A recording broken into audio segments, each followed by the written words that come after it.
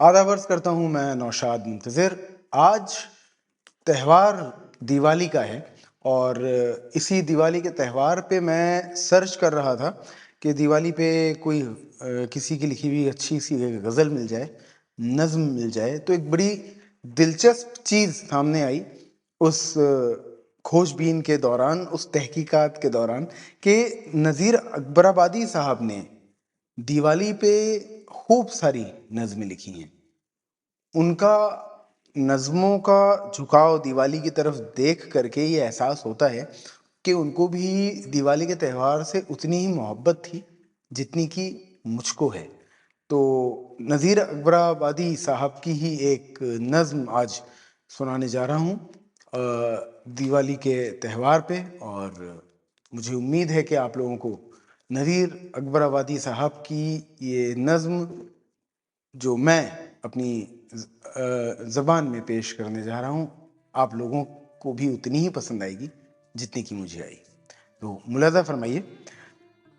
ہر ایک مقام میں جلا پھر دیا دیوالی کا، ہر ایک طرف کو اجالا ہوا دیوالی کا، سبھی کے دل میں سما بھا گیا دیوالی کا، کسی کے دل کو مزہ خوش لگا دیوالی کا، عجب بہار کا دن بنا دیوالی کا، جہاں میں یاروں عجب طرح کا ہے یہ تہوار، کسی نے نقد لیا اور کوئی کرے ہے ادھار، کھلونے کھیلوں بتاشوں کا گرم ہے بازار، ہر ایک دکان میں چراغوں کی ہو رہی ہے بہار، سبھی کو فکر ہے اب جا بجا دیوالی کا۔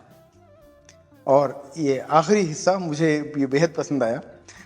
مٹھائیوں کی دکانیں لگا کے حلوائی، پکارتے ہیں کہ لالا دیوالی ہے آئی، بتاشے لے کوئی برفی کسی نے تلوائی، کھلونے والوں کی ان سے زیادہ بن آئی، گویا انہی کے وہ راجا آ گیا دیوالی کا۔ نذیر اکبر آبادی صاحب۔ اور اس نظم میں ایک اور چیز آپ نے اگر غور فرمائی ہو کہ یہ وہ اس دور کی دیوالی کے بارے میں یہ نظم بتا رہی ہے جو کہ اب دیکھنے کو نہیں ملتی۔ اس میں آپ دیکھیں کہ بتاشے لے کوئی برفی کسی نے تلوائی، بتاشے بہت کم دیکھنے کو ملتے ہیں اب۔ مٹھائیوں کی دکان لگا کے حلوائی، پکارتے ہیں کہ لالا دیوالی ہے آئی، کھلونے والوں کی ان سے زیادہ بنائی۔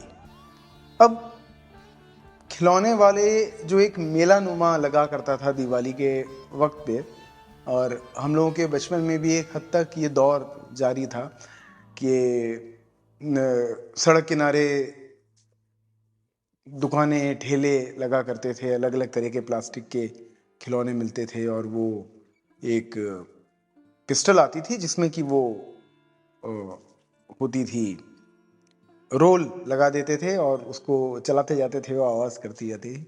یہ اب میں نے غور کرا کہ اب یہ بڑے شہروں میں ملنا بند ہو گئی، چھوٹے شہروں میں آج بھی یہ سلسلہ جاری ہے، اور اب تھوڑا کیپٹلسٹک ہو گیا۔ اب بچوں کو بھی شاید وہ بتاشے، شاید وہ پلاسٹک کے کھلونے، شاید وہ بندوقیں اب پسند آنا ختم ہو گئی۔ تو یہ اس دور کی دیوالی کے بارے میں بتاتا ہے جو کہ ہم لوگوں نے ایک دور، ایک وقت دیکھا ہے، ہم سے پہلے والی جنریشنز نے بھی دیکھا ہے، اب وہ دور دیکھنے کو نہیں ملتا ہے۔